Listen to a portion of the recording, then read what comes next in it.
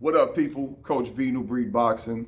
When will you be ready to step into the ring for the first time? Your first sparring session. The big question everybody wants the answer to. There is no general answer across the board. It's a case-by-case situation. Just to let you know from a coach's perspective, these are things that I wish I knew when I first got into boxing.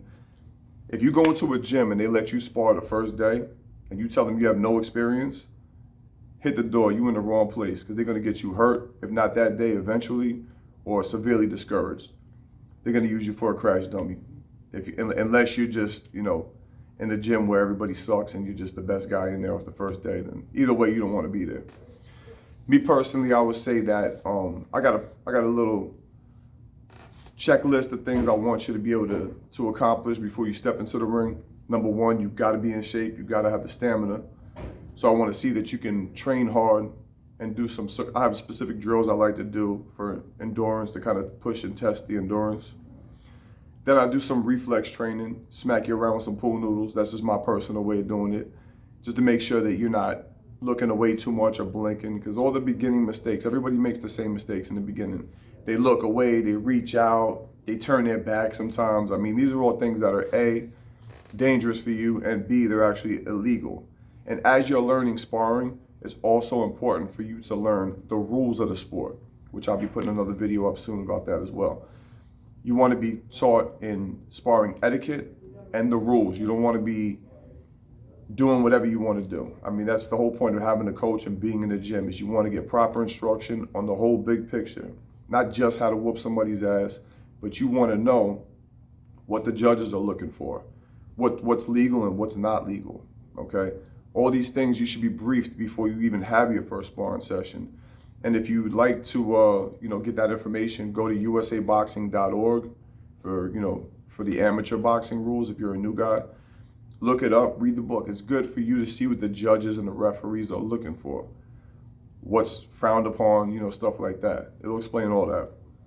And again, I'll put up a video, pretty soon about, what my personal take is and what's most important from top to bottom.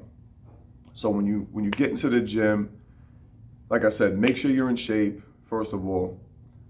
When you train, you should be training 5-6 days a week, honestly. You don't really need a recovery time with boxing. It's not like lifting weights. Then once you get into the ring, certain mitt-work drills, and like I said, me personally, I think pool noodles are the best, budget-friendly way to test your reflexes. Somebody can come at you with 100% speed and try to whack you in the face.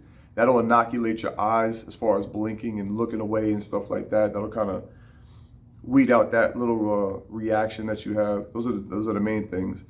And then the final test is, making sure that once you get in the ring, you can apply all those things that you learned in training.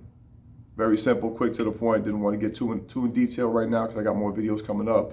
But that's just my personal take from a coach's standpoint, what you should be, aware of that we're looking for. Again, have the endurance and the stamina, have the reflexes to react and respond when we do certain mid drills and stuff like that. And then inoculate yourself from blinking, and looking away, and your visual, response has to be controlled. And what you do involuntarily, naturally, is the total opposite of what we train. We train for you to stare at the shots coming. We try to get away from the shots, get out of the way, slip, bob, weave, use all your upper body mobility, all your defensive maneuvers. But at the end of the day, sometimes you're just gonna get hit. There's no way around it. It's best to see the shot coming. So remember, the punch that you don't see coming is the one that hurts you the most. Hope you found this informative.